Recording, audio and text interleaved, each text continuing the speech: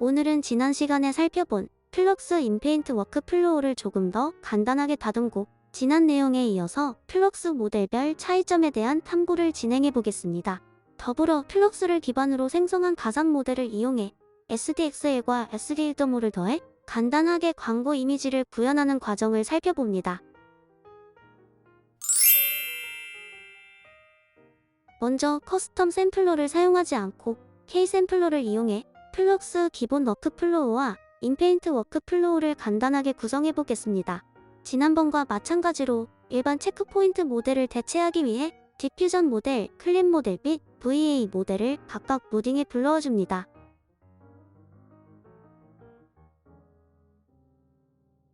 이후 긍정 및 부정 프롬프트 노드를 추가하고 K샘플러를 추가하여 일반적인 스테이블 디퓨전 기본 워크플로우와 동일하게 구성해줍니다. 빈 잠재 이미지를 생성해 넣어주고 샘플러의 출력단에는 VA 디코더와 프리뷰 이미지 노드를 연결해주면 간단하게 플럭스 기본 워크플로우가 완성됩니다.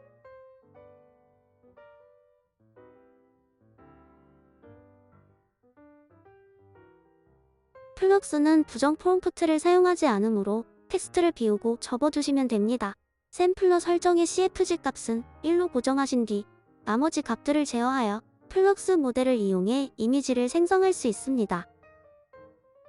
그럼 이제 프롬프트를 입력하고 잘 동작하는지 한번 확인해 봅니다.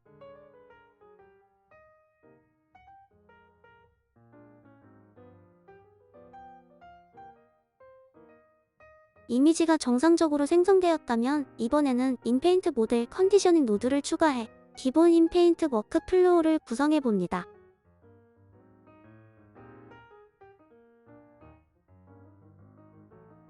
빈 잠재 이미지 대신 로드 이미지 노드를 추가한 뒤 연결해줍니다. 테스트를 위해 인물의 얼굴에 안경을 씌워보겠습니다. 눈 주변을 모두 마스킹한 뒤 적당한 프롬프트를 작성해줍니다.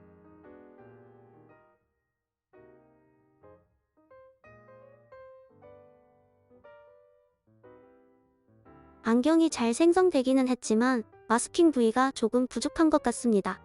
마스크 확장 노드와 디퍼런셜 디퓨전 노드를 추가로 연결해주고 다시 한번 이미지를 생성해봅니다.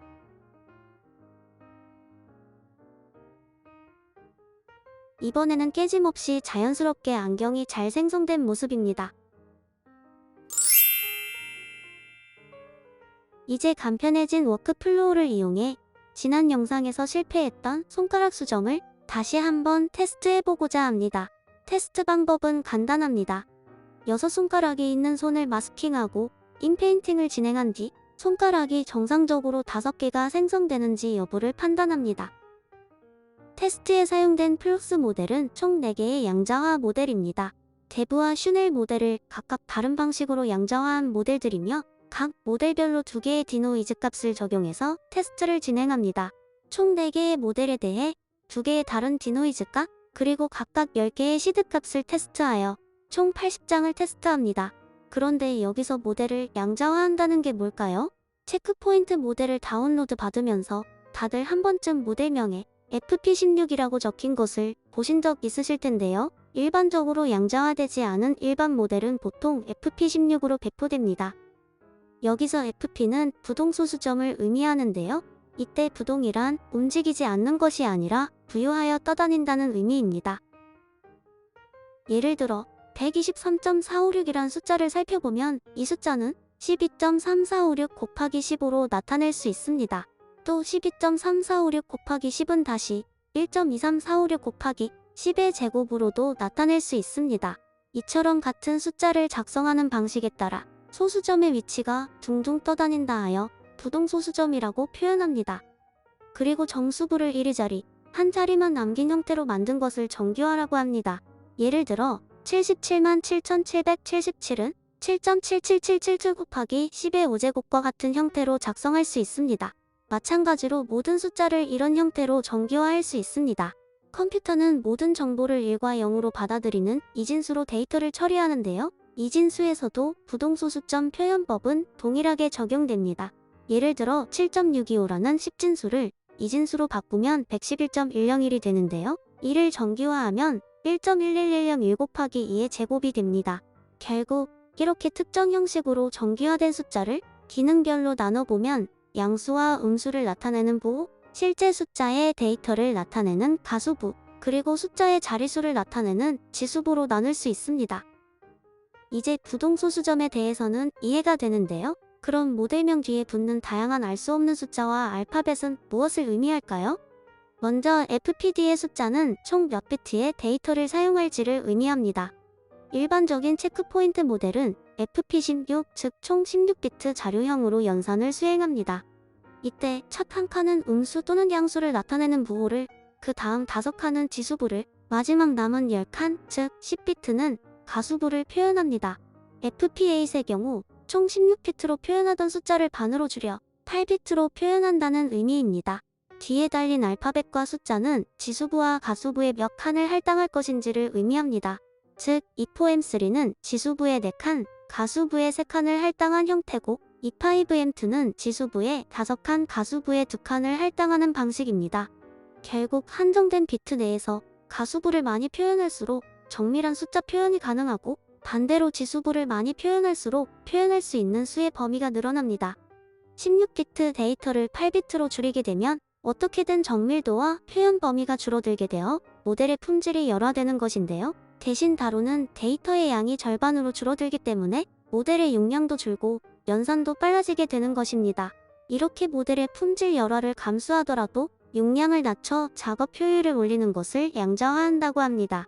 엔비디아 공식 페이지의 설명에서도 양자화에 따른 데이터의 정밀도 하락을 잘 설명해주고 있으므로 참고해보시기 바랍니다.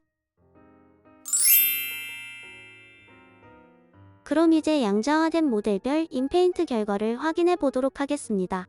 가장 먼저 대부 FP8 모델의 결과입니다.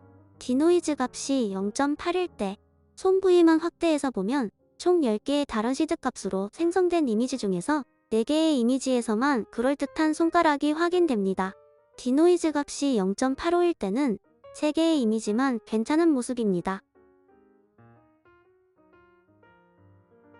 두 번째로는 GGUF Q6 양자화 모델로 테스트한 결과입니다. 마찬가지로 디노이즈 값이 0.8일 때, 0.85일 때 정상적으로 변경된 손의 개수를 카운트하면 각각 5개, 3개로 집계됩니다.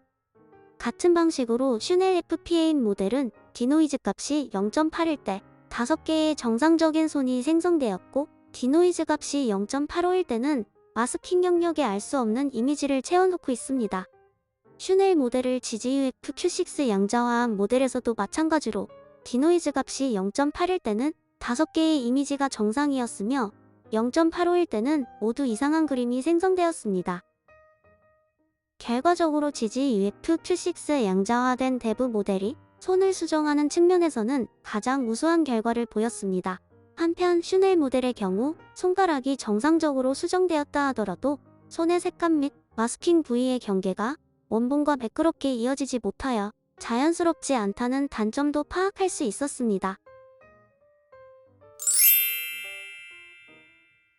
이번에는 SDXL 모델로 인페인트를 진행한 결과와 비교해보고자 합니다. SDXL로 동일 부위를 인페인트하면 마스킹 부위의 절대적인 해상도가 낮아 인페인트가 제대로 진행되지 않으므로 줌인페인트를 적용해 비교했습니다. 먼저 SDXL 모델을 적용했을 때 결과입니다. 디노이즈 값과 시드 값을 다양하게 적용해 보았지만 컨트롤 넷의 도움 없이는 단 하나의 손도 제대로 구현하지 못하는 모습입니다. 반면 플럭스 모델을 적용했을 때는 대부 모델을 사용했을 때 어느 정도 확률로 정상적인 손을 생성해주는 모습입니다. 플럭스 슈넬 모델에서는 디노이즈 값이 0.85일 때 특히 이상하게 인페인팅이 진행되었는데요. 이런 현상이 모델의 양자화 여부에 상관없이 반복적으로 나타나는 것을 보고 샘플링 스텝에 따른 인페인팅 능력을 확인해 보았습니다. 차근차근 샘플링 스텝을 올려가며 최종 20스텝까지 샘플링을 진행해 본 결과 샘플링 스텝이 4를 넘어가면서부터 인페인팅 영역에서 맥락을 벗어난 이상한 그림이 생성되지 않았습니다. 이를 참고해 슈넬 모델을 이용해 모두 20스텝으로 인페인트를 진행해 본 결과 더 이상 뜬금없는 손이 생성되지는 않았습니다. 또한 대부 모델과 마찬가지로 마스킹 경계가 부드럽게 이어지고 디테일은 향상되며 원본과 비슷한 색감이 유지되어 자연스러운 이미지가 생성됩니다. 다만 슈넬 모델은 여전히 손가락의 개수를 정확히 고쳐주지 못하는 모습입니다. 내친김에 인페인트가 아닌 단순 이미지 생성 측면에서 샘플링 스텝에 따른 슈넬 모델의 표현력도 한번 테스트해봅니다. 동일한 설정과 동일한 프롬프트에서 대부 모델과 슈넬 모델의 이미지 품질 차이도 한번 테스트해봅니다. 개인적으로는 양자화 모델임에도 불구하고 SDXL 대비 느린 속도를 자랑하는 플럭스라면 그만큼 이미지 품질에서 상당한 우위를 점할 수 있어야 하므로 슈넬보다는 대부 모델을 활용하는 것이 좋다는 판단이 듭니다. 개인적으로 12GB의 VRAM GPU를 사용하는 입장에서 조금 더 가벼운 양자화 모델을 사용해야 하기에 3개의 모델을 비교해봤습니다. 상대적으로 용량이 적고 생성 속도가 빠른 GGUF Q4 모델 정도까지는 퀄리티 측면에서 큰 손해가 없는 것 같습니다. 모델의 손가락 표현이 우수한 플럭스 모델로 생성한 이미지를 기준으로 아웃페인팅을 조금씩 진행해줍니다. 적당히 아웃페인팅이 진행되었다면 원하는 배경을 생성해줍니다. 테이블 위에 상품을 올리고 인페인팅을 통해 테이블에 반사된 형상도 그려줍니다. 배경과 인물 및 상품의 전체적인 조화를 주기 위해 IC 라이트를 적용하고 필요하다면 원하는 인물의 얼굴로 인페인팅해줍니다. 최종적으로 컬러를 조금 조정해줌으로써 간단하게 가상 모델을 기준으로 제품 이미지를 만드는 과정을 살펴봤습니다. 플럭스 양자화 모델로 생성한 이미지를 업스케일조차 진행하지 않았고 모든 과정을 100% 컴피 UI에서만 진행한 결과라는 점을 감안하면 나쁘지 않은 결과물인 것 같습니다. 플럭스 모델 기반으로 컨트롤 넷과 IC 라이트 기술 등을 자유롭게 활용할 수 있는 때가 오면 높은 품질 이미지를 원하는 대로 생성하는 것도 멀지 않은 것 같습니다. 이번 영상에서는 이것저것 테스트한 결과를 공유하는 형식으로 진행되어 내용이 조금 정리되지 않은 느낌입니다. 조금 날것의 느낌이긴 하지만 플럭스를 이용한 테스트는 앞으로도 계속 진행하면서 결과를 공유드릴 수 있도록 하겠습니다. 감사합니다.